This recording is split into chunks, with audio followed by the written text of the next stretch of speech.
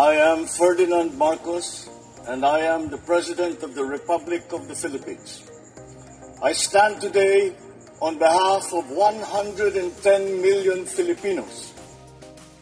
Hi everyone, hello universe, it's me again. Shoutout sa inyo mga kababayan. But anyway, mayroon tayong upload videos, updates. Kasi mayroong isang bugok na DDS na sinasabi, makakapunta kaya si Pangulong Marcos Jr.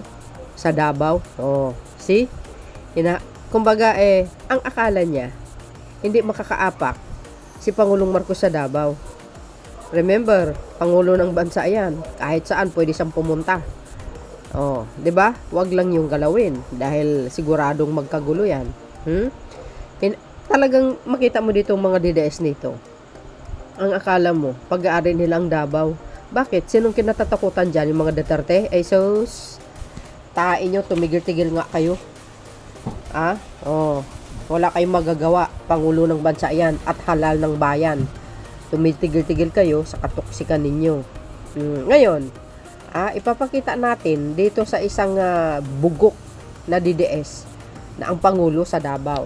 Mamaya pakita ko sa inyo yung itsura niya. Sabi dito mga kababayan, sa bagong Chronicles, ayan, 158 million tulong hatid ni PBBM sa Davao. Muling pinatunayan ni Pangulong Ferdinand R. Marcos Jr. na ang tao sentro ng bagong Pilipinas. Sa kanyang pagbisita sa Davao, personal niyang inihatid ang mahigit 158 milyong halaga ng tulong para sa mga biktima ng lindol. Oh, you see? Hindi lang ganyan ang tulong na binigay niya. Remember, lindol. Kinabukasan, nandoon na po ang kanyang mga sekretary. Naghatid ng kaukulang tulong, mga relief goods, kung ano-ano pa. Di ba? Ang bilis ng aksyon. Tapos sumunod siya. Ayan, milyones ang ibinigay. So, I really hope, mga kababayan, itong pera na ito ay makarating po sa ating mga kababayan. Not all the Visayas in Davao are DDS, no. Maraming Marcos supporters dyan, remember that. And of course, mga beswa, sa ganitong mga sakuna, tama na yung mga pangungutya at paninira sa Pangulo. Wala kayong magagawa kasi siya ang Pangulo. Anytime siya pumunta dyan, wala kayong magagawa. Pag-aari ng Pilipinas ang Davao, tumira lang kayo dyan. Oh, see? Oh, ayan oh. Malino siguro naman dito ang mga kababayan. PBBM nakapaghatid ng 158 million worth of assistance sa Davao. Wow, sosyalin. Oh, ito yung mama na mayabang, bugok na DDS ito.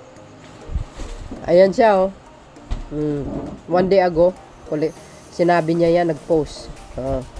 Sabi niya, kakayanin kaya ng presidente dumalo sa Davao? Abangan ka namin. Sabi ni, sino ito? Paulo Lino Caniluti. Tae mo. Ano? Ngayon, anong sasabihin mo? Nandiyan ang Pangulo kanina. Nasampal ka ng 158 million. Gunggong. Ito pa.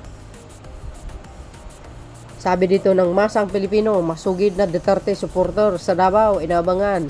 Kung kaya bang pumunta ni PBBM sa Davao, naglabas ng payang sa social media si Paulo Lino Caniluti na isang masugid na taga-suporta ng pamilya Duterte na tinanong si Pangulong Marcos kung kakayanin rin ba nitong dumalaw sa Davao matapos na nangyaring lindol doon. Ay tanga.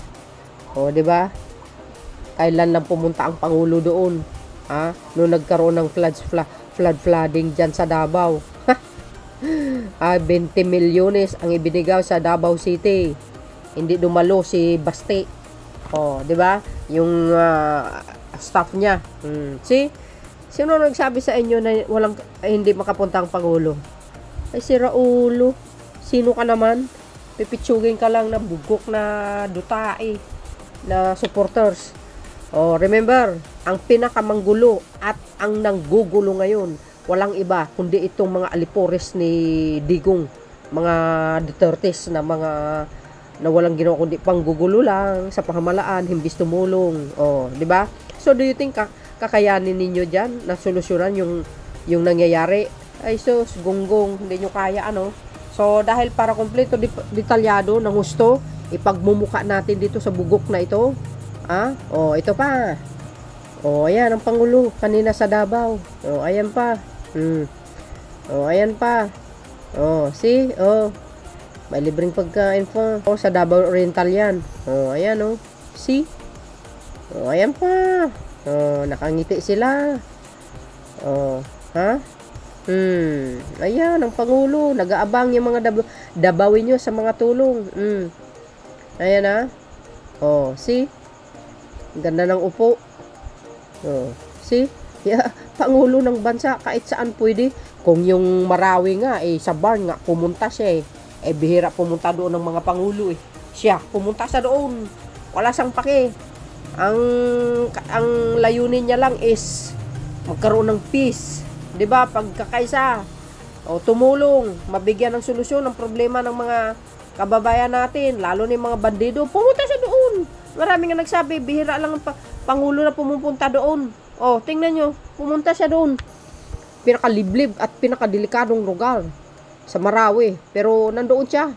Davao pa kaya? Sus, kayo naman ngiti nila Kain pa mo. See? Diyan kay Paulo Catalino T. Ano na ngayon? Gunggong, anong palagay mo sa Pangulo? Takot? Asintado yan, kung alam mo lang. Ito pa. Ayan ang pagpunta ng Pangulo kanina sa Davao. Tingnan nyo. Akala ko ba, sabi nyo, buong Davao, puro Duterte. Maka Duterte. Bakit ganyan? Welcome na welcome ang Pangulo. Wala kayong magagawa, Pangulo ng bansa yan. Di ba? Kaya, yan kay Paulo Lino Canelo Tete. Mahiya ka naman sa sarili mo. Di ba? Di sampal sa pagmumuka mo ang pagpunta ng Pangulo diyan sa Davao. Even yung unang video natin mga kababayan, binuo ko talaga 'yun para makita at marinig ninyo ang mga millions na pera sa bawat LGU, sa bawat barangay, milyon-milyon. Hindi lang milyon-milyon, ang daming tulong. Alagang-alaga ang Davao Sinabi ko dun sa unang video natin, caption ko yan ito pa. Ayan pa. Binisita niya, kasama po ang mga gabinete niya. Secretary ng Health, Education, DOTR, DSWD, lahat. Yan, kung gaano kagaling mamuno ang Pangulo. Sa unang araw, ang pinapapunta niya doon yung mga DSWD, DOTR para ma-check lahat ng mga nasira. Biro nyo yun. Kaya dito kay itong DDS na gunggong, kay Paulo Lino Canelo Tite. Kahiya ka, mahiya ka sa sarili mo. Sira ulo. Ngayon, kakasaka pa kay Pangulong Marcos Jr. na nandyan kanina sa Davao. Kakahiya itong DDS na ito. Ayan lahat yan, cash assistant, tagti 10K. Lahat yan, binigay niya. Biro mo yun kung gaano kadaming tao na mabibigyan ng 10,000. Nagawa ba ni Digong yan? Di ba? Nagawa ba ni Digong yan? Hindi. Nakapagbigay si Digong ba ng tagsa 10,000 sa bawat isang pamilya? Hindi. PBBM lang. Mabilis ang tugon niya, kaya nagpasalamat yung mayor na nakadilaw. Yung suporta talagang on the spot kaagad. Yan. Hindi. Kahit saan sulok yan, pupunta ang Pangulo. Hindi natatakot po yan. Alalahanin nyo, sundalo po yan. Musang po yan, Scout Ranger. Sa totoo lang, asintado yan pag humawak ng baril. Kaya walang kinatatakutan yan. Tahimik yan, pero mapanganib ang galaw niyan. So yun mga kababayan, ito sinasampal ko sa pagmumuka ni Paulo Lino Canelo Tete. Hindi lang makapal mukha niya. Di ba? Buti nga, hindi matamaan ng lindol yung bahay mo di ba? Sa kasamaan ng pag-uugali nyo. Sa mga ganyang mga mga sakuna, dapat tumulong na lang kayo. Hindi yung inaaway nyo pa ang Pangulo. So yun mga kababayan, ay talagang in-upload ko ito para isampal ko sa pagmumuka ni Paulo Lino Canelio Tete. Oh, di ba? Sabi niya kasi makakapunta ba sa Pangulong Marcos Jr.? Oh, dapat nagpakita ka, gunggong. Harapin mo sana si PBBM. Ayun ang hamon mo, di ba? Si Raulo. So, yun, mga kababayan, see you again on my next upload. Bye. And babus, God bless Philippines. Alagang-alaga ang Davao Region. Bukod sa milyon-milyon, kumpleto pa ang mga pagkain nila, mga tent pa nila, hanggang makabalik sila sa normal.